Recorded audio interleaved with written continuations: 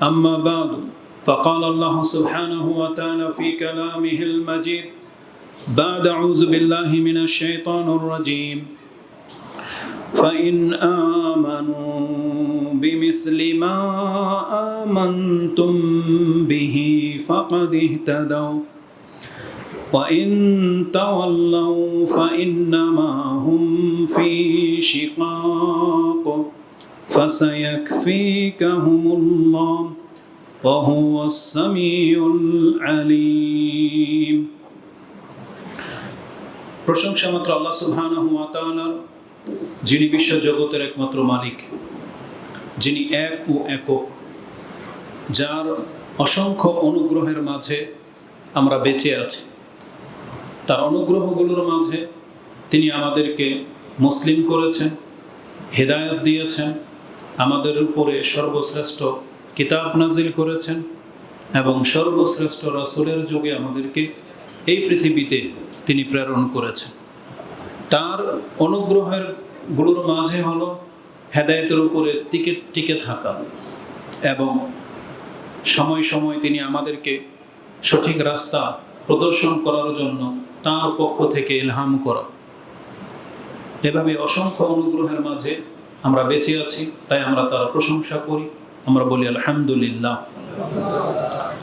সালাতু ওয়াস সালাম প্রিয় নবী মুহাম্মদুর রাসূলুল্লাহ সাল্লাল্লাহু আলাইহি ওয়াসাল্লামের প্রতি, যিনি আমাদের উপরে রহমত স্বরূপ প্রেরণ হয়েছিলেন, যাকে সর্বশ্রেষ্ঠ রাসূল ঘোষণা করা হয়েছে এবং যার উম্মতকেও সমস্ত উম্মাহ থেকে শ্রেষ্ঠ বলে আখ্যায়িত করা হয়েছে। যে রাসূল আমাদের জন্য হেদায়েতের বার্তাবাহন হয়ে এসেছিলেন এবং তিনি আমাদের জন্য নাজাতের একটি সাবাবও ছিলেন। তার কারণে আমাদের পাপকে ক্ষমা করার সহজ ব্যবস্থা রাখা হয়েছে। তার জীবদ্দশায় আমাদেরকে আল্লাহ সুবহানাহু ওয়া তাআলা নিরাপত্তা দিয়েছিলেন এবং পরকালে সেই রাসূলকে তার ক্ষমতার উপরে এতটা সম্মানিত করা হবে যে তাকে সুপারিশ করার ক্ষমতা দেওয়া হবে এবং তার সুপারিশকে গ্রহণ করা হবে এবং সেই সুপারিশের মাধ্যমে অসংখ্য পাপী মুসলিম জাহান্নাম থেকে মুক্তিও লাভ করবে। আমরা সেই রাসূলের প্রতি সালাত এবং সালাম পাঠ করি। আমরা বলি আল্লাহুম্মা সাল্লি ওয়া সাল্লিম ওয়া বারিক আলা নাবিয়িকা মুহাম্মদ। পেছনের পাঁচজন সামনের দিকে চলে আসো, ওঠো, আসো।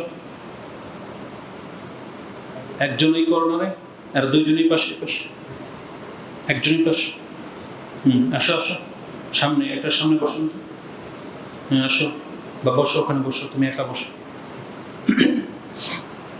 জুমার খুতবা চলাকালে মুসল্লিদের মূল কাজ হলো দ্রুত গতিতে আসা এবং যতদূর সম্ভব ইমামের আগে আসা, কাছাকাছিতে বসা এবং যতদূর তার তাকবীরে কুলায় সে সালাত আদায় করতে থাকবে যতক্ষণ পর্যন্ত খুতবা শুরু না হয়ে যাচ্ছে।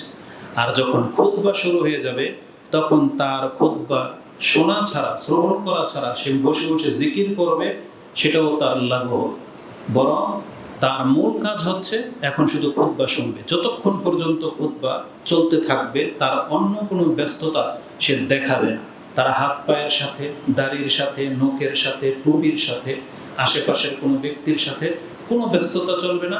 শুধু তার দৃষ্টি থাকবে এবং তার কান সজাগ থাকবে আর তার অন্তর উপস্থিত থাকবে। এটা হচ্ছে মুসাল্লিদের কাজ। এভাবে আপনি খুতবা শুনে গেলে সালাত পড়ে নেওয়া মাত্রই আপনি বাসা থেকে যত কদম হেঁটে এখানে এসেছিলেন তত এক এক কদমে 1 বছরের কিয়াম, 1 বছরের সিয়ামের নেকি আল্লাহ লিখে দেবেন। এত বড় একটা ব্যাপার সামান্য একটা ধৈর্য ধারণ করে কথা শোনার উপরে ভিত্তি করে। আর যে কথা বলবে আপনি তার অধিকার নাই, তাকে বলবেন এই চুপ করুন, এই অধিকারটা পর্যন্ত দেওয়া হয়নি, তাহলে আপনি নেকি হারাবেন। কত গুরুত্বের সাথে এটা বলা হয়েছে। এই জন্য যারা এই বাচ্চাগুলোকে নিয়ে আসবেন অবশ্যই আপনার দায়িত্ব আপনার বাচ্চাকে আপনার সাথে নিয়ে বসবেন। এটাই আদব, এটাই সুন্নাহ। আল্লাহ আমাদেরকে তৌফিক দান করুন, আমিন। আজকে এমন একটা দিন আমাদের এই খুতবা এসে উপস্থিত হয়েছে। আজ থেকে 2 বছর আগেও ঠিক একই দিনে একই তারিখ হয়েছিল। যেহেতু আমার এই নোটটা 1444-এ করা হয়েছে, 1445-এর এই 12 রবিউল আউয়ালের দিন শুক্রবার ছিল যেমনটা আজকে। কিন্তু আশ্চর্যের ব্যাপার হলো ইখতিলাফ হতে হতে মানুষের পর্যায়ে এমন পর্যন্ত চলে আসছে, বর্তমান ডিজিটাল যুগ, চাঁদ নিজের চোখে দেখা যায়, না হলে দূরবীনের ব্যবস্থা আছে, চাঁদ দেখা কমিটি আছে, তারপরেও কেন এরকমের ভুল হবে এটা আমাদের বোধগম্য হয়। এখন আমরা ছোট ব্যক্তি হিসাবে আপনাদের সাথে যখন ইখতিলাফ হয়, তখন হয় আপনারা বলবেন এই বেশি পণ্ডিত বেশি বোঝে, আর না হয় আপনারা সবাই ভুল পথে আছেন, এটা আপনাকে মেনে নিতে হবে।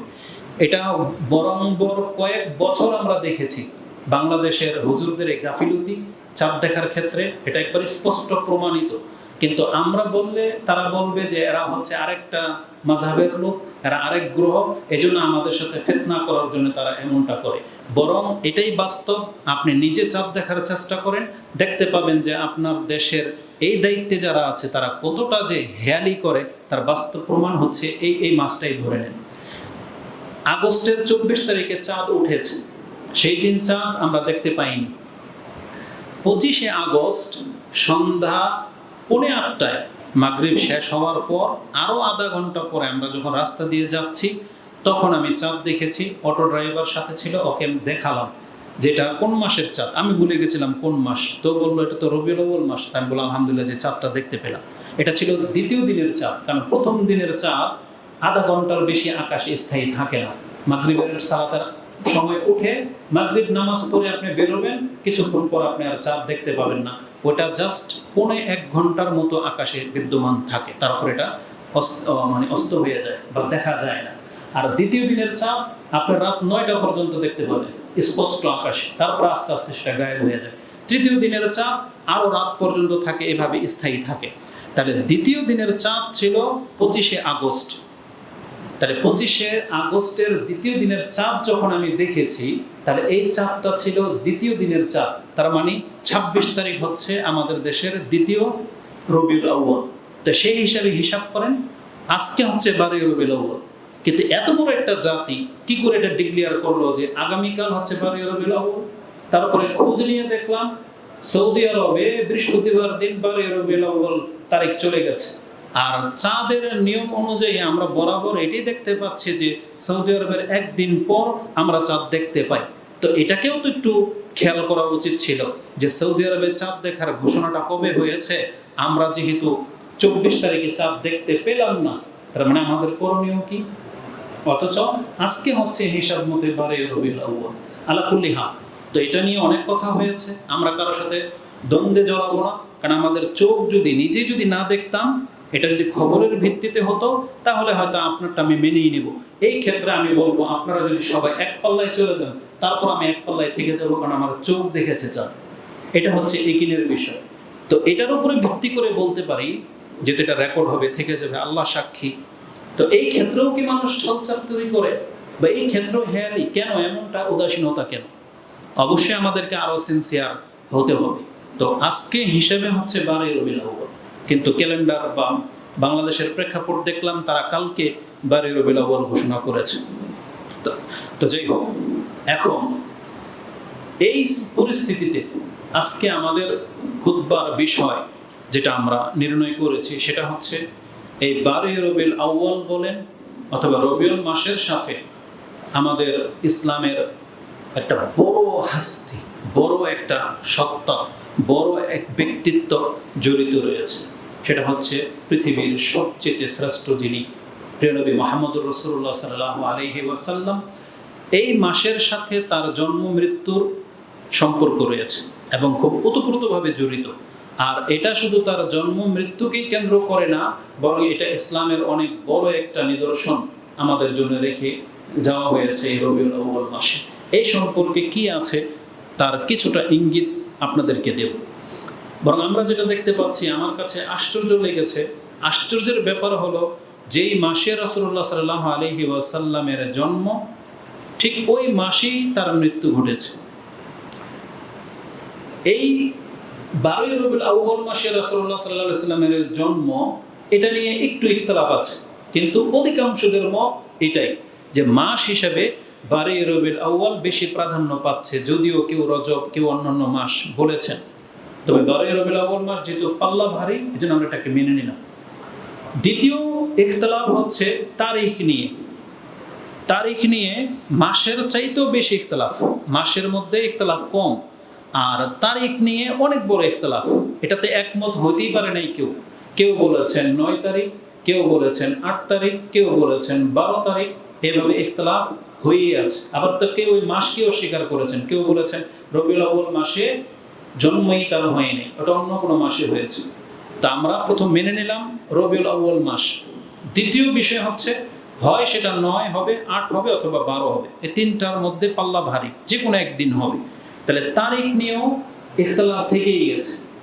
কিন্তু আশ্চর্যের ব্যাপার হলো, সবচেয়ে বড় আশ্চর্যের ব্যাপার, যেই দিনে রাসূলুল্লাহ সাল্লাল্লাহু আলাইহি সাল্লামের জন্ম হয়েছে দিনের ক্ষেত্রে, সেই ওই দিনই রাসূল সাল্লাল্লাহু ইন্তেকাল করেছেন। এটা হচ্ছে সবচেয়ে বেশি আশ্চর্য বিষয়। আর এই ব্যাপারে কারো কোনো ইখতিলাফ নাই। আর সেই দিনটা কোন দিন ছিল? সোমবার। আলহামদুলিল্লাহ, এটা অধিকাংশ মানুষ জানেন যে সেই দিনটা ছিল সোমবার। তাহলে আজকে আমরা সোমবার নিয়ে কথা বলবো, যেহেতু তারিখ নিয়ে ইখতিলাফ, মাস নিয়ে ইখতিলাফ, কিন্তু সোমবার দিন সবাই একমত যে সোমবার দিনে রাসূল সাল্লাল্লাহু আলাইহি সাল্লামের জন্ম। আর এটা ডাইরেক্ট হাদিস দিয়ে প্রমাণিত, রাসূল নিজে বলেছেন তার জন্ম সোমবার দিন। আর তিনি যেদিন মরে গেলেন সেই দিন সাহাবায়ে কেরামদের একবার স্পষ্ট বর্ণনা আছে যে সেই দিনটা ছিল সোমবার, যেই দিন রাসূলুল্লাহ সাল্লাল্লাহু আলাইহি ওয়াসাল্লাম ইন্তেকাল করেছে। তাহলে জন্ম মৃত্যুর ক্ষেত্রে এই দিনের কোনো ইখতিলাফ নাই। তাহলে আজকে আমরা সোমবার দিনকে কেন্দ্র করে কথা বলবো। এটা এমন একটা দিন, এই দিন শুধু রাসূলুল্লাহ সাল্লাল্লাহু আলাইহি ওয়াসাল্লামের জন্ম আর মৃত্যুই হয় নাই, বরং ইতিহাস প্রমাণ করে যে এই দিনই রাসূলুল্লাহ সাল্লাল্লাহু আলাইহি সাল্লামকে ওহী করা হয়েছে, এই দিনই তাকে নবী করা হয়েছে, এবং এই দিনই রাসূলুল্লাহ সাল্লাল্লাহু আলাইহি সাল্লামের হিজরত হয়েছে। যেই দিন মক্কা থেকে তিনি মদিনায় হিজরত করেন সেই দিনটাও সোমবার দিনই ছিল। সুবহানাল্লাহ, এটা খুবই আশ্চর্যজনক একটা ব্যাপার। এবং এই দিনেই রাসূলুল্লাহ সাল্লাল্লাহু আলাইহি ওয়াসাল্লামের, যেমনটা বললাম, ইন্তেকাল হয়েছে। এই সোমবার দিনের পঞ্চম যেই বৈশিষ্ট্য, সেটা হলো রাসূলুল্লাহ সাল্লাল্লাহু আলাইহি ওয়াসাল্লাম বলেছেন সপ্তাহে 2 দিন মানুষের আমলগুলো আল্লাহর কাছে উঠানো হয়, আর তার একদিন হচ্ছে সোমবার। তার মানে সোমবারের দিনের গুরুত্বটা অনেক বেশি প্রাধান্য পেয়ে যাচ্ছে। এবং আপনাদেরকে এটাও জানিয়ে দিই, যদিও একটা হাদিস রয়েছে, হাদিসটি দুর্বল, যে শুক্রবার দিন যদি কারো মৃত্যু হয় তাহলে তার কবরের ফিতনা থেকে তাকে মুক্ত করা হবে। এই হাদিসটা অনেকেই ব্যবহার করে, কিন্তু হাদিস কিন্তু দুর্বল। তো দুর্বল হলেও এটা সালাফরা অনেকে ব্যবহার করে। সঠিক কি তাহলে? শুক্রবারের চাইতেও প্রাধান্য পেয়ে যাচ্ছে সোমবার। কারণ আবু বকর সিদ্দিক রাদিয়াল্লাহু তাআলা আনহু, তিনি তার ইন্তেকালের সময় তিনি আকাঙ্ক্ষা করেছিলেন যে তার মৃত্যুটা যেন সোমবার দিন হয়। তিনি আয়েশা রাদিয়াল্লাহু তাআলা আনহাকে জিজ্ঞাসা করেছিলেন যে আজকে কোন দিন? তখন বলেছিলেন যে সোমবার। তখন আবু বকর রাদিয়াল্লাহু তাআলা এটাই বলেছিলেন যে সম্ভবত আমি আর বাঁচব না। আর তার আকাঙ্ক্ষা অনুযায়ী তারও মৃত্যুটা সোমবার দিনই হয়েছে। সুবহানাল্লাহ। তার মানে আবু বকর রাদিয়াল্লাহু তাআলার আগ্রহ দেখে বোঝা যাচ্ছে যে সোমবার দিন মৃত্যুবরণ করাটা বেশি ফজিলতপূর্ণ, কারণ এই দিনে আমাদের নবী মুহাম্মদুর রাসূলুল্লাহ সাল্লাল্লাহু আলাইহি সাল্লাম ইন্তেকাল করেছেন। তাহলে সোমবার অত্যন্ত গুরুত্বপূর্ণ একটা দিন। তা আমরা এই বিষয় নিয়ে আজকে কথা বলবো। যতগুলো কথা বলেছি এগুলোর দলিল এখন এক এক করে আমরা দেব। সর্বপ্রথম, রাসূলুল্লাহ সাল্লাল্লাহু আলাইহি ওয়াসাল্লাম, যার জন্য এই আলোচনা, তিনি কে? এটা কোনো মুসলিমের কাছে ব্যক্ত করে বলার কোনো প্রয়োজন নাই। দলিলবিহীন প্রত্যেকটা মুসলিম জানে যে এই পৃথিবীতে তার স্থান কেউ ছিনিয়ে নিতে পারবে না। মুহাম্মদুর রাসূলুল্লাহ সাল্লাল্লাহু আলাইহি সাল্লাম, তিনি আমাদের কাছে, আমাদের অন্তরে এমন একটা জায়গাতে আছেন, সেখান থেকে তাকে কেউ নামাতে পারবে না। হয় আমরা তাকে দেখি নাই, তার জীবন চর্চা আমরা করি নাই, কিন্তু তার নাম শুনলে আমাদের প্রত্যেকের অন্তরে একটা কম্পন তৈরি হয়, শ্রদ্ধা জাগে, ভালোবাসা জাগে। কেননা পৃথিবীর ইতিহাসে তার মতন কোনো ব্যক্তি আজ পর্যন্ত জন্মায়নি। আমরা আমাদের মতো করে কথা বলবো না, কারণ আমরা হুজুররা যখন কথা বলি, হয়তো মুসলিম হওয়ার কারণে আমরা বাড়াবাড়ি করতে পারি, ভালোবাসার দাবির কারণে আমরা বাড়াবাড়ি করতে পারি। যেমন ভালোবাসার দাবি নিয়ে খ্রিস্টানরা বাড়াবাড়ি করেছিল ঈসা আলাইহিস সালামকে নিয়ে। ভালোবাসার মাত্রা এমন পর্যায়ে পৌঁছেছে যে আল্লাহর বান্দাকে আল্লাহর পুত্র বলে তারা সাব্যস্ত করেছে। কিন্তু আমরাও কম নই, আমাদের মধ্যে এক শ্রেণীর আছে যারা রাসূলুল্লাহ সাল্লাল্লাহু আলাইহি ওয়াসাল্লামকে মহব্বতের টানে বাড়াবাড়ি করতে করতে তাকেও কোনো না কোনো স্থানে আল্লাহ পর্যন্ত পৌঁছে দিয়েছে। যদি আমাদের সমাজে সেই ভাষাগুলো আপনারা বুঝেন না, শোনেন না, কিন্তু পাকিস্তানে বা কবর মাজার পূজারী যারা, তাদের কাছে সেই সমস্ত ভাষাগুলো আপনি শুনতে পাবেন। খুব মারাত্মক শিরকিযুক্ত বাক্য তারা ব্যবহার করে। আমরা ওদিকে যেতে চাচ্ছি না। তাহলে আমরা আমাদের নবীকে যদি চিনতে চাই, তার মান মর্যাদা যদি রক্ষা করে কথা বলতে হয়, আমাদের কাছে কোরআন যথেষ্ট। স্বয়ং আল্লাহ রাসূলুল্লাহ সাল্লাল্লাহু আলাইহি ওয়াসাল্লাম সম্পর্কে যে বাক্যগুলো বলেছেন, এই দুই একটা বাক্যই তার সম্মানের জন্য যথেষ্ট। কোনো পৃথিবীর মানুষ তার গুণগান গাক, বাড়াবাড়ি করুক আর না করুক, আল্লাহর দুইটা কথাই যথেষ্ট। সেটা কি? আল্লাহ সুবহানাহু ওয়া তাআলা মুহাম্মদুর রাসূলুল্লাহ সাল্লাল্লাহু আলাইহি ওয়াসাল্লামকে সৃষ্টির শ্রেষ্ঠ বলে ঘোষণা করেছেন। এটার অনেকভাবে যুক্তি দিয়ে আমি আপনাকে বোঝাতে সক্ষম। এটা অনেক লম্বা একটা কথা। সেটা কি? যে কিভাবে আপনি বুঝবেন যে মুহাম্মদ সাল্লাল্লাহু আলাইহি ওয়াসাল্লাম হলেন সৃষ্টির শ্রেষ্ঠ, এটা বুঝতে হলে আপনাকে চিনতে হবে। আমি আপনার পরিচয়টা বলতে চাচ্ছি এভাবে। প্রথমত আল্লাহ বলেছেন, এই পৃথিবীতে মানুষ, আমি আর আপনি না, মানুষ মানে যত মানুষ আছে, সে হিন্দু হোক, খ্রিস্টান হোক, বৌদ্ধ হোক, মুসলিম হোক, মানুষ হলো গরু ছাগলের চাইতে শ্রেষ্ঠ। বুঝছেন কথাটা? মানে গরু ছাগল যত প্রাণী পৃথিবীতে আছে, এমনকি জিনদের থেকেও মানুষ শ্রেষ্ঠ, যদিও ও কাফের। মানুষ, এটা মাথায় রাখেন। মানে মানুষ হিসেবে আল্লাহ সমস্ত সৃষ্টি থেকে মানুষকে মর্যাদা দিয়েছে। ওয়ালাকাদ কাররামনা বনি আদম, যেটা আপনি বনি ইসরাইল 17 নম্বর সূরার 70 নম্বর আয়াতে পেয়ে যাবেন। এই আয়াত নিয়ে কথা বললে অনেক লম্বা হয়ে যাবে, আমি যাবো না, জাস্ট ইঙ্গিত দিলাম। আমি প্রমাণ করতে চাইলাম আমি আর আপনি যে মানুষ, এটার একটা কদর আছে, এটাকে কদর করা শিখেন। আজকে মানুষ যে পশুর সমান হয়ে যাচ্ছে, এটা কেন? সেটা না বোঝার কারণে যে আমি মানুষ, আমার একটা ভ্যালু আছে, আমার একটা মর্যাদা আছে। কি মর্যাদা? আমরা পশু পাখি গরু ছাগলের মতো না।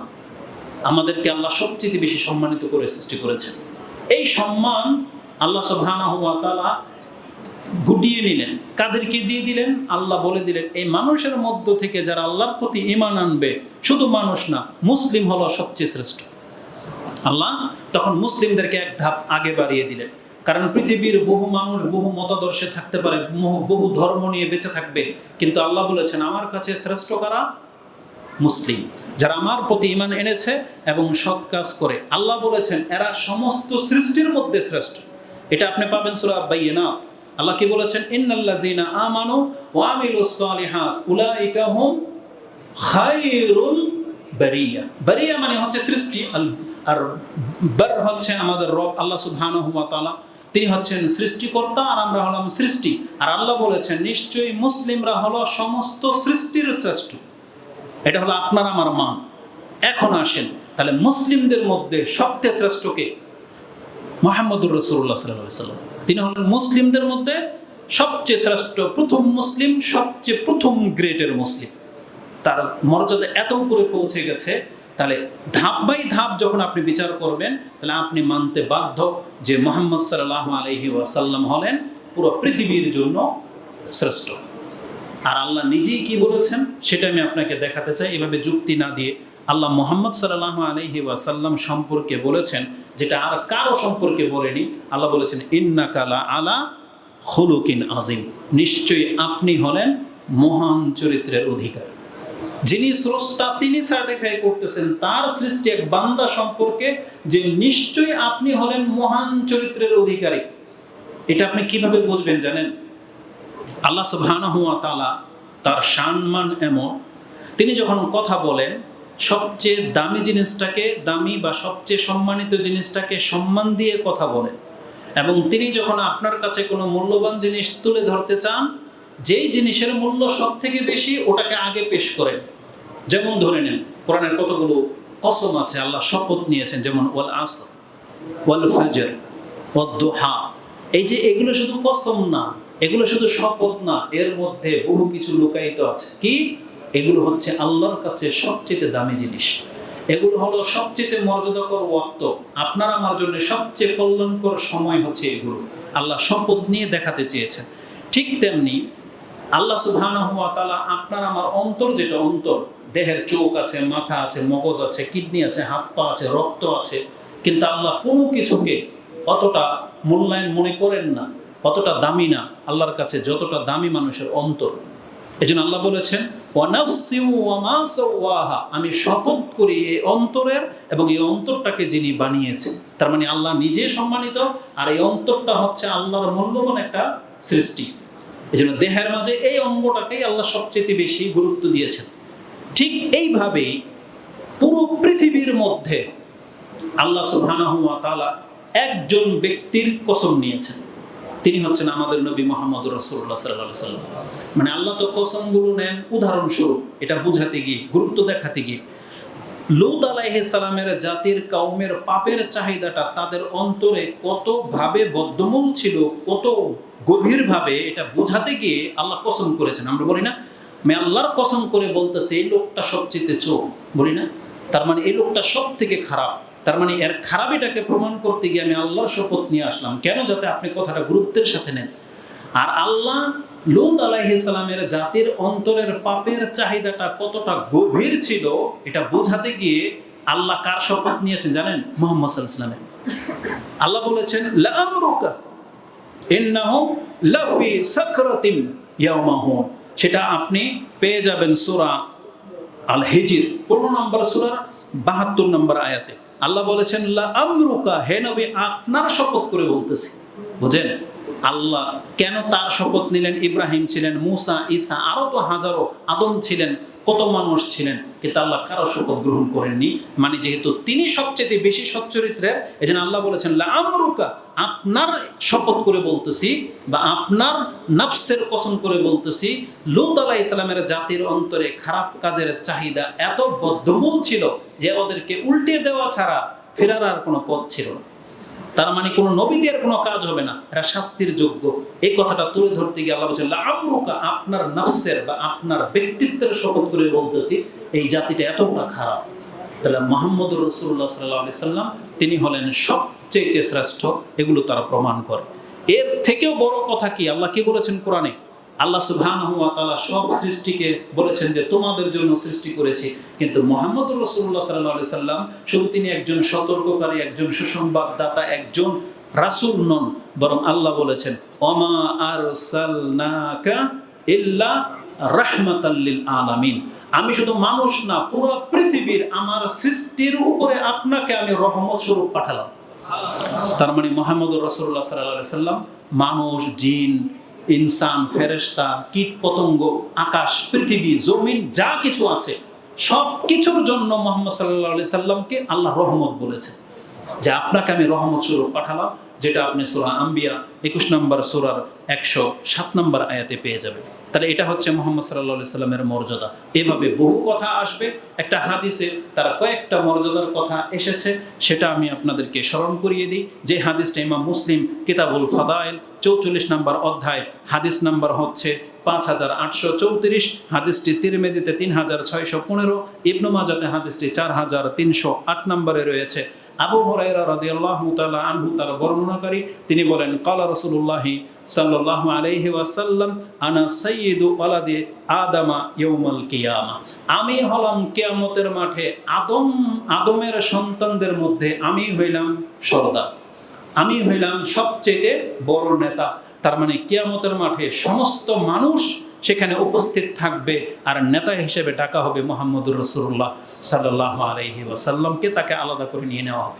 বলেছেন আমি আদমের সন্তানের মধ্যে শ্রেষ্ঠ, সাইয়্যিদ মানে নেতা এবং সর্দার। ওয়ালা আফাখার, তিনি বলেছেন ওয়ালা আফাখার, আমি তাতে গর্ব করি না, অহংকার করি না। তারপরে বলেছেন তার মর্যাদা সম্পর্কে ওয়া আউয়ালু মাইয়ানশাক্কু আনহুল কবর, আমি হলাম সেই ব্যক্তি এই হাসরের ময়দানে যখন কবর থেকে মানুষকে উঠানো হবে, আমার কবর প্রথম খোলা হবে এবং আমাকে প্রথম হাসরের মাঠে উঠানো হবে। এটা হচ্ছে মুহাম্মদুর রাসূলুল্লাহ সাল্লাল্লাহু আলাইহি সাল্লাম। ওয়া আউয়ালু শাফিইন ওয়া মুআউয়ালু মুশাফফিইন, রাসূল বলেছেন আর আমি সেই ব্যক্তি যাকে প্রথম মুখ খোলার অধিকার দেওয়া হবে, যে হ্যাঁ আপনি সুপারিশ করতে পারেন, আর আমি প্রথম ব্যক্তি যার সুপারিশ প্রথম গ্রহণ করা হবে। তার মানে দেখেন, সুপারিশ করা এক জিনিস, গ্রহণ করা আর এক জিনিস। সুপারিশ বহু মানুষ করবে, মুমিনরাও সুপারিশ করবে, ফেরেশতারাও সুপারিশ করবে, কিন্তু প্রথম আল্লাহর সাথে কথোপকথন করার অধিকার কাকে দেওয়া হবে? আমাদের নবী মুহাম্মদুর রাসূলুল্লাহ সাল্লাল্লাহু আলাইহি ওয়াসাল্লামকে দেওয়া হবে, এবং তাকে বলা হবে সালতুতা, আপনি চান আপনাকে দেওয়া হবে। এর ফারাসা সালতুতা, আপনি মাথা উঠান এবং চান আপনি কি চাইবেন। তখন রাসূল বলেছেন, আনা আউয়ালু শাফিন, আমি হলাম প্রথম সুপারিশকারী, ও আনা আউয়ালু মুশাফিন, আর আমার সুপারিশে আল্লাহ প্রথম গ্রহণ করবেন। এই হাদিস ইমাম বুখারী এবং মুসলিমে রয়েছে। মুসলিমে হাদিসটি আপনি পেয়ে যাবেন, যেটা বললাম 5834 এবং 3615তে তিরমিজিতে রয়েছে। তাহলে এখানে রাসূলুল্লাহ সাল্লাল্লাহু আলাইহি ওয়াসাল্লামের বেশ কিছু মর্যাদার কথা রয়েছে। তা সেই রাসূল সাল্লাল্লাহু আলাইহি সাল্লাম সম্পর্কে কোরআন হাদিসে এত কথা থাকা সত্ত্বে আমরা লক্ষ্য করে দেখেছি, কিন্তু আমাদের দেশের কিছু বক্তা হুজুররা আছে এই কথাগুলা বলে না, বরং এমন সব কথা বলে যেগুলোতে মিথ্যা রয়েছে এবং বাড়াবাড়ি রয়েছে, মিথ্যার সাথে বাড়াবাড়ি রয়েছে। অথচ কোরআন হাদিস যথেষ্ট কথা আছে মুহাম্মদ সাল্লাল্লাহু আলাইহি সাল্লামের মর্যাদা তুলে ধরার ক্ষেত্রে, কিন্তু আল্লাহ সুবহানাহু ওয়া তাআলা তাদেরকে এইভাবে গোমরাহ করে রেখে দিয়েছেন। এজন্য আমরা আল্লাহর কাছে দোয়া করি, আল্লাহ তুমি আমাদেরকে হক বলার, বোঝার এবং সেটা মেনে নেওয়ার তৌফিক দান করো, আমিন। তো এই মাস হলো সেই মাস যেই মাসে মুহাম্মদুর রাসূলুল্লাহ সাল্লাল্লাহু আলাইহি সাল্লামের জন্ম মৃত্যু সম্পর্ক রয়েছে। এবার আসুন আমি আপনাকে সেই দিকে নিয়ে যাই। যদিও এই মাসে জন্মগ্রহণ করা নিয়ে বলেছি ইখতিলাফ রয়েছে, কিন্তু মূল যেটা সেই দিকে আমরা নিয়ে যাই। রাসূলুল্লাহ সাল্লাল্লাহু আলাইহি ওয়াসাল্লামের জন্ম মৃত্যু নবুয়ত যে এই মাসে এই সোমবার দিন হয়েছিল, এই সম্পর্কে আপনি শুনেন। এই একই দিনে হওয়ার পেছনে অবশ্যই আল্লাহ সুবহানাহু ওয়া তাআলার বিশেষ এক হিকমা রয়েছে। সেই হিকমাটা আমরা এখন বুঝতে পারতেছি, যেটা হয়তো ইতিপূর্বে হয়তো আপনি লক্ষ্য করতে পারেননি।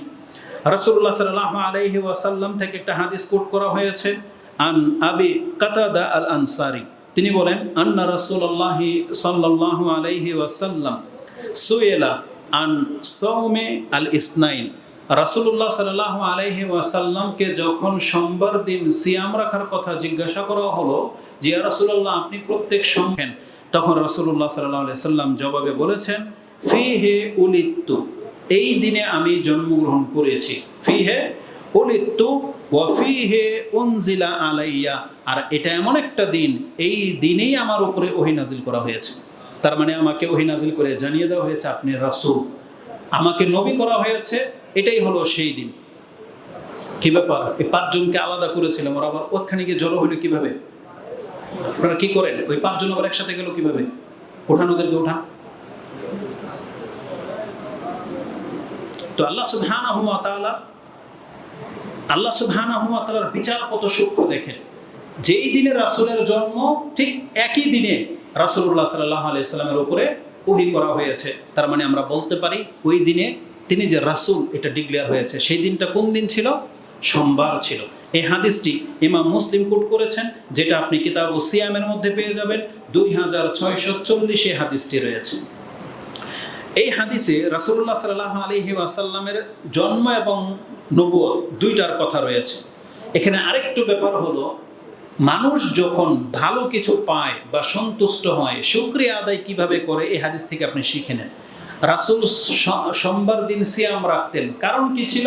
তিনি কারণ স্বরূপ দুইটা কথা বলেছেন, যে এই দিনে আমি জন্মগ্রহণ করেছি আর এই দিনই আমাকে রাসূল করা হয়েছে। তার মানে তার কাছে যখন ওহী আসা শুরু হয়েছে, ওই ওহীর মারফতেই তাকে জানানো হয়েছে যে আপনার জন্মটাও সোমবার দিন হয়েছে। তাই তিনি এই দিনটাকে এত গুরুত্বের সাথে নিয়েছেন যে শুকরিয়া স্বরূপ তিনি এই যত সোমবার পৃথিবীতে তিনি পেয়েছেন, প্রত্যেক সোমবার দিন তিনি সিয়াম পালন করতেন শুধু আল্লাহর শুকরিয়া আদায় করার জন্য। তার মানে বোঝা যাচ্ছে, যার উপরে যত বড় অনুগ্রহ যখন করা হবে, আপনি চাইলে সেই অনুগ্রহকে স্মরণ করে আপনি সেই দিন সিয়াম পালন করতে পারেন। এটা হচ্ছে আপনার জন্য কি জায়েজ একটা ওয়ে, নাকি আপনি ঈদ পালন করবেন ইহুদি খ্রিস্টানদের মতো? বরং উচিত কি ছিল, আজকে আপনি যেই দিন বিয়ে করেছেন, ম্যারেজ ডে পালন না করে সেই দিনে আপনি যদি এতই নিয়ামত পেয়ে গিয়ে থাকেন, দুনিয়ার হুর যদি পেয়ে গিয়ে থাকেন, যার জন্য আপনাকে ম্যারেজ ডে পালন করতে হয়, কেক কেটে তাকে গিফট করতে হয়, এত বড় নিয়ামত আপনার কাছে, যার দেখলে আপনার চোখ জুড়িয়ে যায়, তাহলে আপনি যখন এটাকে নিয়ামতই ভাবতেছেন, তাহলে আপনি সিয়াম রাখতেন সেই দিন, যে আজকে আমার এমন একটা হুর পেয়েছি, আর সিয়াম রাখতেন। মহিলাদেরকে বলবো, আপনার স্বামী যদি এমন জান্নাতি পুরুষ আপনি পেয়ে গিয়ে থাকেন, যাকে আপনি এত বড় কিছু মনে করতেছেন, তাহলে ম্যারেজ ডে পালন না করে সেদিন আপনি শুকরিয়া স্বরূপ সিয়াম পালন করেন। এটা কেন করেন না? আপনার মাথা ইসলামিক ওয়েতে কেন যায় না? ভালো কেন কিছু গ্রহণ করে না? যেই দিন আপনার সন্তানের জন্মবার্ষিকী পালন করতেছেন, তাহলে সেটাকে তো আপনি ইসলামীকরণও করতে পারেন, আপনাকে তো আর কেউ বাধা দেবে না, এটাকে তো আর কেউ বেদাত বলবে না।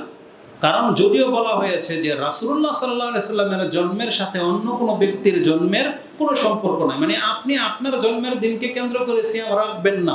কেন? কারণ রাসূলের জন্মটা আপনার আমার জন্মের মতো না। কিন্তু তারপরেও যেহেতু আপনার কাছে দলিল আছে, আপনি শুকরিয়া আদায় করতে চাইলে শুকরিয়া আদায় করার নিয়মটা আমি বলতেছি, সেটা কি? সিয়াম পালন করা। শুকরিয়া আদায় করার সেজদাও তো আছে, নাই? শুকরানা সেজদা নাই, সেটাও তো করতে পারতেন। কিন্তু এগুলো ইসলাম থেকে না নিয়ে আপনি ইহুদি নাসারাদের থেকে জন্মবার্ষিকী আর বার্থডে কেন নিলেন?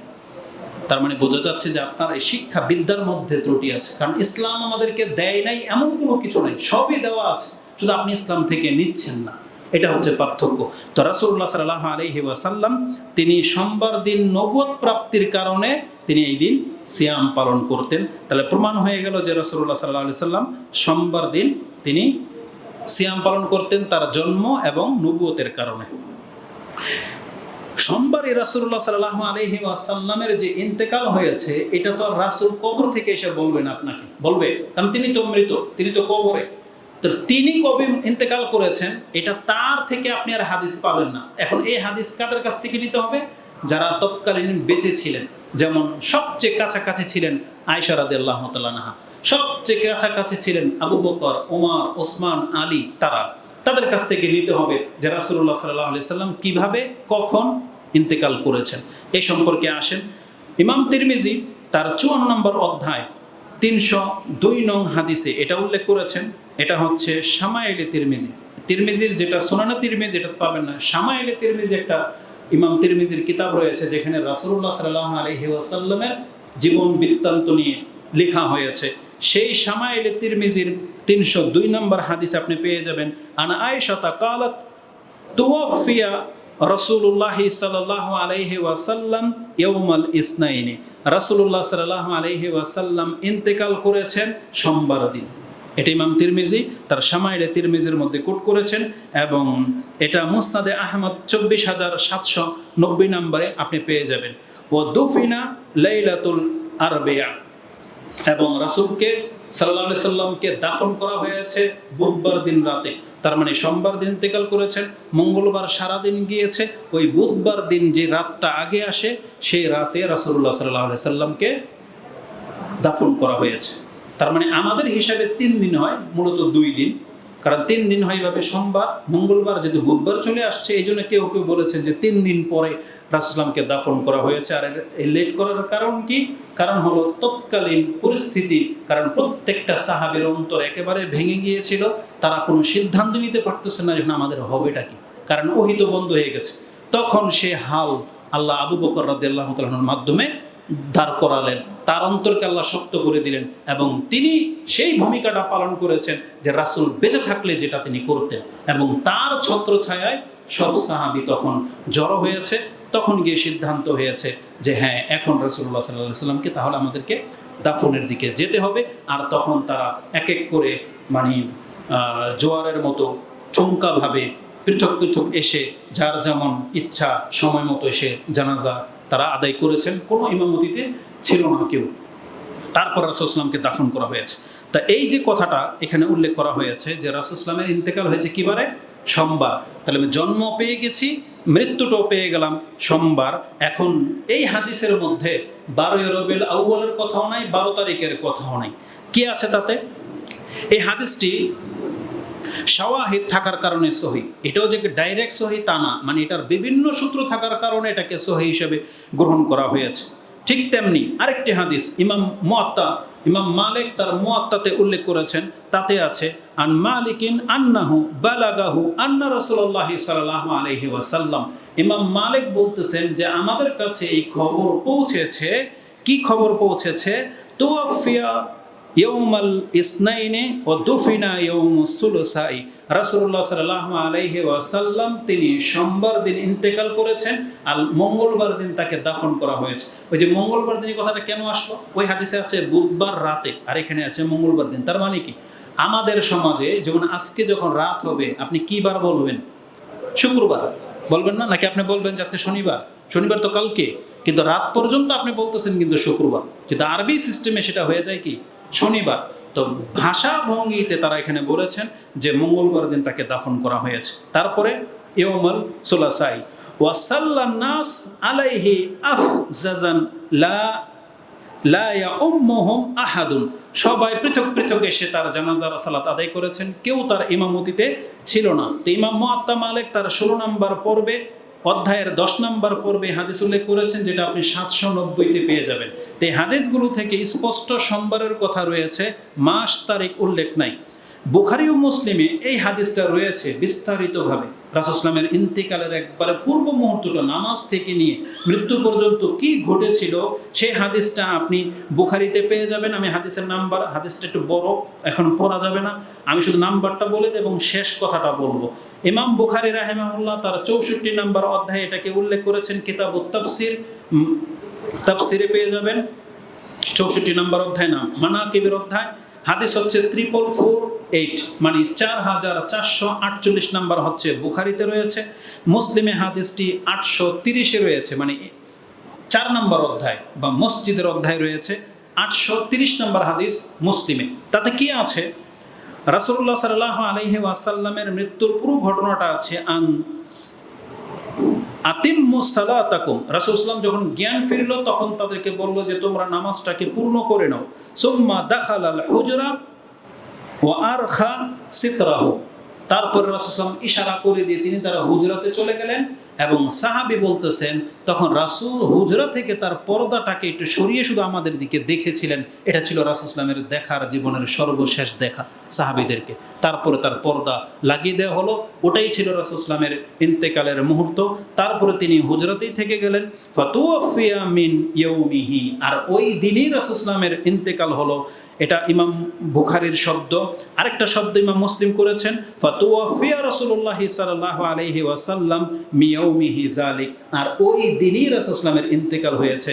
এটা মূলত সোমবার দিনের ঘটনা। যে হাদিস পড়লে ওখানে সোমবার দিনের কথা আপনি পাবেন, অনেক লম্বা একটা হাদিস। তাই বুখারী মুসলিমেও প্রমাণ পাওয়া যায় যে রাসূলুল্লাহ সাল্লাল্লাহু আলাইহি ওয়াসাল্লামের ইন্তেকাল হয়েছে কি বারে? সোমবারে। এখন আপনি যদি মনে করেন যে সেই তারিখটা 12 তারিখ ছিল, তাহলে আমি আপনার কথা মেনেই নিলাম, ধরে নেন সেটা 12 তারিখ ছিল, কিন্তু আপনাকে আমার সাথে একমত হতে হবে তাহলে জন্মদিন যেটা, মৃত্যুর দিনও সেটা, এটাকে আপনাকে মেনে নিতে হবে, কারণ দলিল এটা প্রমাণ করে। এখন আমি আপনার সাথে কথা বলবো, আপনার বিবেকে কি করে এটা কুলালো যেই দিন রাসূলুল্লাহ সাল্লাল্লাহু আলাইহি ওয়াসাল্লামের ইন্তেকাল হয়ে গেছে, এটা একবারেই স্পষ্ট, আর সেই দিনটাকে আপনি আনন্দের দিন হিসেবে গ্রহণ করে নিতে পারেন? কি করে সম্ভব? এটা আপনার বিদ্যা বুদ্ধি কি করে আপনাকে এই দিকে নিয়ে গেল যে এই দিনে আপনি ঈদ মিলাদুন নবী পালন করবেন? কিভাবে আপনার চিন্তা এটা আসলো? যেই দিন আপনার সন্তান জন্মগ্রহণ করেছে, ধরেন হসপিটাল থেকে নিয়ে আসলেন, ওই দিনে বাসায় নিয়ে আসছেন, ধরেন ওই দিনে মারা গেল, বা বছর ঘুরতে ওই দিনে মারা গেল, আজ পর্যন্ত কোনো পিতামাতাকে এটা পেরেছে যে ওই দিন তার সন্তানের বার্থডে পালন করবে? নাকি সেই দিন আসলে সে কান্না করে? কি করে? হসপিটালে তো তার ছেলে জন্ম হয়েছিল, বাসায় এসে যখন মারা গেল সেই দিন সে কান্না কেন করবে? তাকে তো আনন্দ করা উচিত, মিষ্টি বিতরণ করা উচিত। কেন? যে আজকে আমার সন্তান হয়েছিল। কিন্তু সেটা কেন পারে না? কারণ অবশ্যই মানুষের ফিতরত, মানুষ দামি জিনিস পেলে যেমন খুশি হয়, হারালে তার চেয়ে বেশি দুঃখিত হয়, তার চেয়ে বেশি তার কষ্ট লাগে। মুহাম্মদুর রাসূলুল্লাহ সাল্লাল্লাহু আলাইহি ওয়াসাল্লাম পুরো পৃথিবীর উপরে সম্পদ, রহমত শুরু, আর যেই দিন আপনি সেটা হারালেন সেটা আপনার কাছে আনন্দের দিন কি করে হতে পারে? এটা আপনার বিবেক কি করে এটাকে সায় দেয়? কেন আপনারা ধোঁকা খেয়ে যান এই সমস্ত বাটপারদের কথাতে? এটা বাটপারই বলবো না, হয়তো কি তাদের কথাতে কেন ধোঁকা খেয়ে যান আপনি যে এটাকে ঈদে মিলাদুন নবী পালন করতে হবে রাসূল সাল্লাল্লাহু আলাইহি ওয়াসাল্লামের ইন্তেকালের দিনটাকে?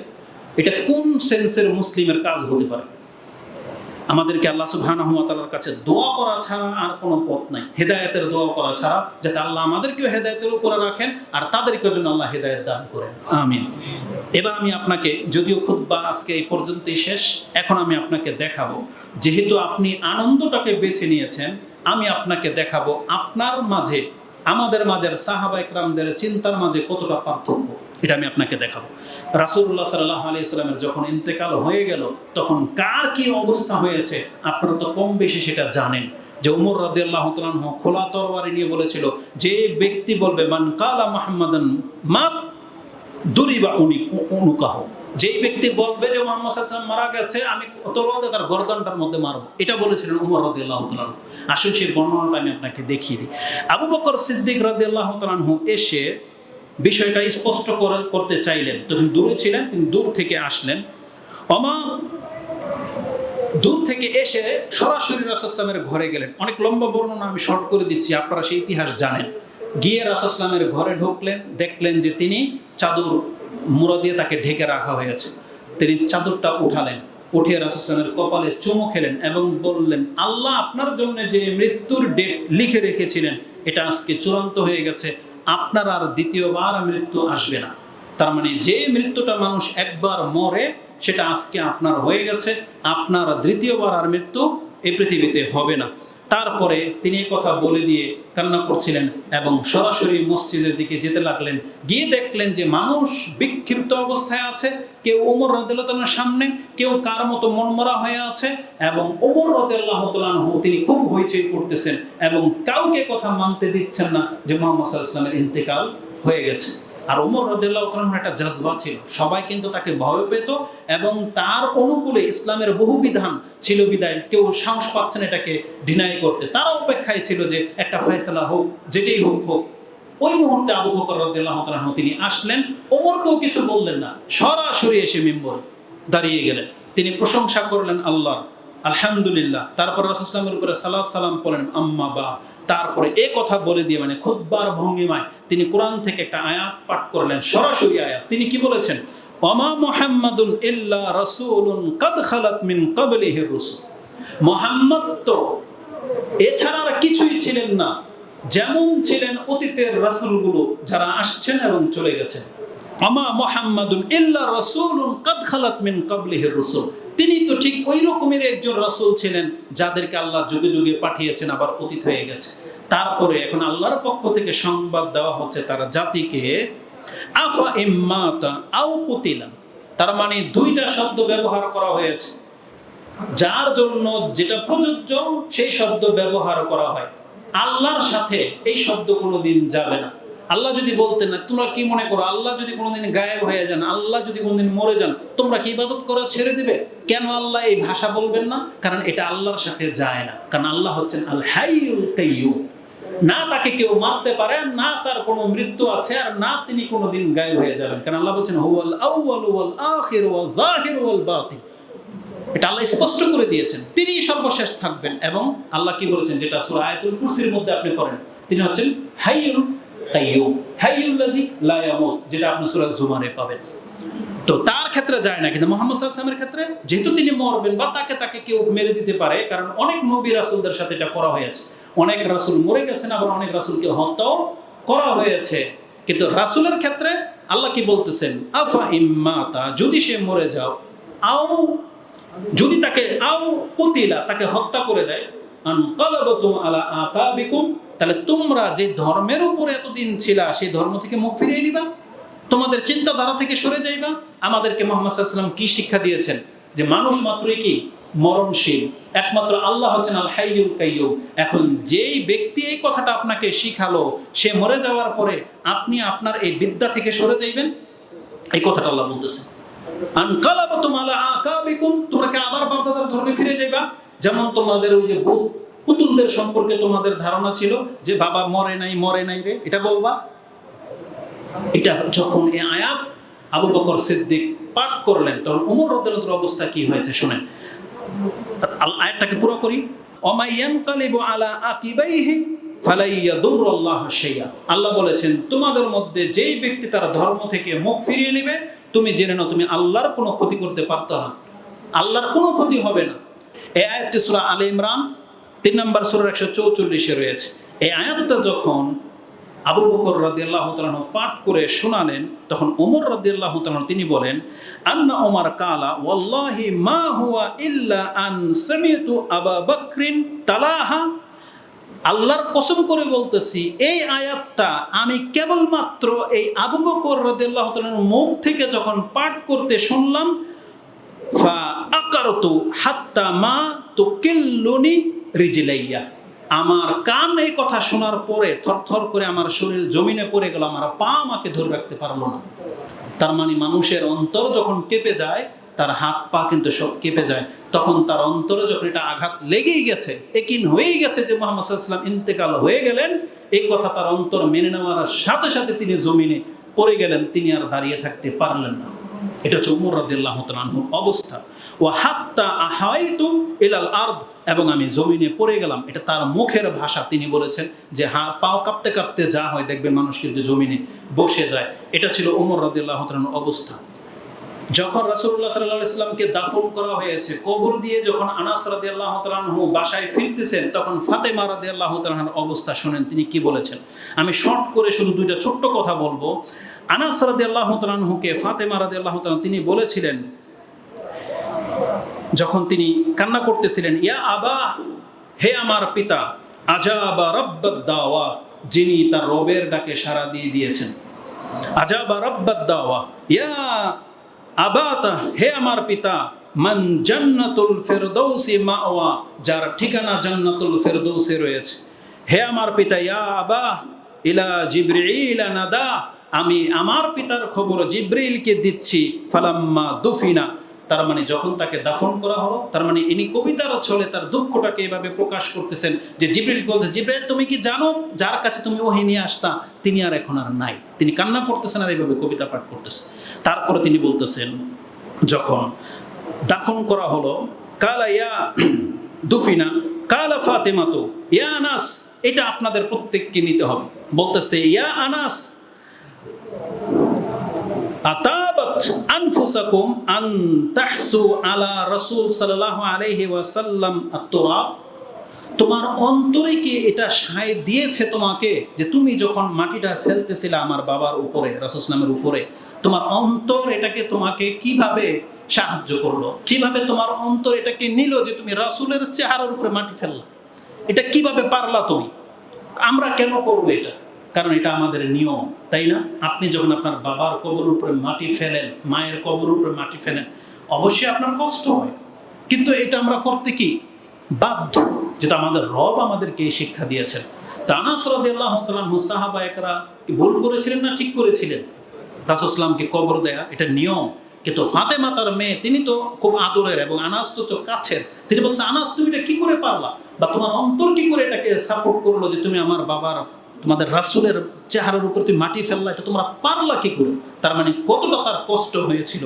এই হাদিসটা আপনি বুখারী থেকে নিয়ে নেবেন, আপনি পড়লে আরো বেশি ফিল করতে পারবেন, যেটা আপনি 4462 পেয়ে যাবেন। আনাস রাদিয়াল্লাহু তাআলা আনহু তিনি বলতেছেন যে হাদিসের ভাষাটা আপনি তিরমিজিতে 3618, ইবনে মাজাতে আপনি 1631 নিয়ে নেবেন। যেই দিন রাসূলুল্লাহ সাল্লাল্লাহু আলাইহি ওয়াসাল্লাম মদিনাতে এসেছিলেন, সেই দিন মদিনার অবস্থা হয়ে গিয়েছিল একটা আলোকিত রাষ্ট্র। সূর্য উঠলে যেমন পুরো পৃথিবী আলোকিত হয়ে যায়, মেঘ আসলে যেমন অন্ধকার হয়ে যায়, তখন তিনি এই বাক্যগুলি বলেছিলেন যে যখন রাসূল মদিনাতে আসছিলেন পুরা মদিনাতে আলোকিত হয়ে গিয়েছিল, কিন্তু সেই রাসূল যেই দিন ইন্তেকাল করেছিলেন পুরা মদিনার উপরে অন্ধকার ছেয়ে গিয়েছিল। এই অন্ধকার কি বাহ্যিক অন্ধকার? এই অন্ধকার কোন অন্ধকার? জীবনের সমস্ত মানুষের আত্মা যেন শুকিয়ে গেছে, আত্মাতে আর কোনো প্রশান্তি নেই, কোনো স্বাদ আহ্লাদ নাই, একদম স্তব্ধ হয়ে গেছে পুরা মদিনাবাসী। এই অন্ধকারের কথা বলা হয়েছে। কিন্তু এই হাদিসকে ওই কবর মাজার পূজারীরা কিভাবে পেশ করে? ঠিক এই আলোর মতো, যখন সূর্য উঠেছে পুরো আলোকিত হয়ে গেছে না, আবার যখন সূর্য চলে যাবে অন্ধকার হয়ে যাবে না, তারা ওর সাথে তুলনা করে। কিন্তু ওটা কি ছিল বিষয়? এই আলোকিত হচ্ছে ইমানের আলো। একটা জাঁকজমকপূর্ণ শহরে আপনি ঢোকেন, আপনি আপনার গ্রামে ফিরে আসেন, আপনার গ্রামেও লাইট আছে, কিন্তু ওটা কি শহরের মতো? ওই আনন্দ আপনি পাবেন না, জাঁকজমক পাবেন না। ঠিক ওই টাইপের বিষয়টা এরকম। আর মুসলিমদের ইমানের চেতনা হচ্ছে সবচেয়ে বড় ব্যাপার। তাহলে আমি আপনাকে যেটা দেখাতে চেয়েছি, যেই সাহাবায়ে কেরামদের ইমান ছিল সেই দিন সম্পর্কে এমন যে তারা সেই দিন সবচেয়ে বড় নিয়ামত হারিয়েছেন। তাহলে একটা প্রমাণ দেখান যে সাহাবায়ে কেরামরা খুশিটাকে প্রাধান্য দিয়ে সেই দিন ঈদ পালন করত, আনন্দিত হইতো, একে অপরকে দাওয়াত দিয়ে খাওয়াইতো। একটা প্রমাণ দেখান। বরং তারা সেই দিন কান্না করেছে, তাদের মধ্যে বিষাদ সৃষ্টি হয়েছে। এটা যদি সাহাবায়ে কেরামদের ঈমান হয়, আর আপনার ঈমান যদি এর খেলাফ হয়, সর্বশেষ হাদিস একটা আয়াত আল্লাহ যেটা আমাদেরকে ধমক দিয়েছেন, যদি আমরা সাহাবায়ে কেরামদের মতো হতে না পারি তাহলে আমাদের চরিত্র কি, এটা আপনি আয়াত থেকে প্রমাণ পাবেন। আয়াতটা সূরা বাকারাতে রয়েছে, 2 নম্বর সূরার 137 নম্বর আয়াত। যেটাতে আজকের খুতবা শুরু করেছিলাম, সেটা হচ্ছে আল্লাহ বলেছেন ফাইন আমানু বিমিসলি মা আমানতুম বিহি ফাকাদ ইহতাদাউ। হে রাসূল, আপনি আজকে শুনে রাখেন, আপনার সাথে এই যে পুরো টিম যেইভাবে আমার প্রতি ঈমান আনলো, আপনার পরবর্তীতে পৃথিবীতে যারা আসবে তারাও যদি আজকে আপনাদের মতো ঈমান আনতে পারে ফাকাদ ইহতাদাউ, তাহলেই বোঝা যাবে যে তারা হেদায়েতের পথে আছে, তাহলেই হেদায়েতের পথ। তার মানে কি, রাসূলুল্লাহ সাল্লাল্লাহু আলাইহি সাল্লাম যে টিম রেখে গিয়েছিলেন, সাহাবায়ে কেরামদের ঈমান আকীদা যেমন ছিল, আজকে আমরা এই 1400 বছর পরে এসে যদি আমাদের ঈমান তাদের সাথে না মিলাই, তাদের মতো করে না হয়, তাহলে জেনে নেন আমরা হেদায়েতের উপরে নেই। এই জন্য যে কোনো সিচুয়েশনে তারা যা করতো এটাই আমাদের কর্ম। দুঃখলে কতটুকু দুঃখ প্রকাশ করতে হবে, হাসলে কতটুকু হাসতে হবে, কতটুকু কি পালন করবেন, এটা আপনাকে সাহাবায়ে কেরামদেরকে নিতে হবে। এটা যুগের আলেমদের কাছ থেকে না, এটা আপনার আমার আদর্শ যারা তাদের কাছ থেকে নিতে হবে। আল্লাহ বলেছেন ওয়াইন তাওয়াল্লাউ, যদি তারা মুখ ফিরিয়ে নেয় ফাইন্নামা হুম ফি শিকাক, তবে জেনে নেন এরা হলো বিরুদ্ধাচারণকারী, এরা হলো বিচ্ছিন্নবাদী, এরা ধর্ম থেকে পৃথক পৃথক হতে চায়। আল্লাহ বলেছেন এদের কাছ থেকে আপনি মুক্ত। তার মানে এই আয়াতের দিকে ফলো করবেন, আপনি মিলিয়ে দেখেন আমাদের ঈমান আমল সাহাবায়ে কেরামদের সাথে মিলে কিনা, তাহলে আপনি হেদায়েতের পথে আছেন। আমার সাথে মিলুক আর না মিলুক, আপনার সাথে আমার মিলুক বা না মিলুক, আপনার সমাজের ইমামের সাথে মিলুক বা না মিলুক, আপনি দেখেন তাকায়া স্টাডি করে আপনার আমল সাহাবায়ে কেরামদের মতো মিলে কিনা। বাস, যদি আপনারটা মিলে যায়, আপনি পুরো দুনিয়াকে ঠোকর মারেন যে দুনিয়া কোন দিকে যায় যাক, আমার আমল আমাদের নবী মুহাম্মদুর রাসূলুল্লাহ সাল্লাল্লাহু আলাইহি সাল্লাম এবং সাহাবায়ে কেরামদের সাথে মিল পাচ্ছি, আমি হক পথে আছি, দুনিয়াটা মানুক আর নাম। এজন্য আমাদের প্রত্যেকের ঈমান আমল বিচার করা উচিত যে আমাদের নবী এবং সাহাবায়ে কেরামদের আমল আকীদা কি ছিল। আল্লাহ আমাকে বা আপনাদেরকে হক বোঝার তৌফিক দান করুন। আকুলু লিকাউলি হাযা আস্তাগফিরুল্লাহ লি ওয়া লাকুম ওয়া লিসাইরিল মুসলিমিন ফাস্তাগফিরু ইন্নাহু হুয়াল গফুরুর রহিম।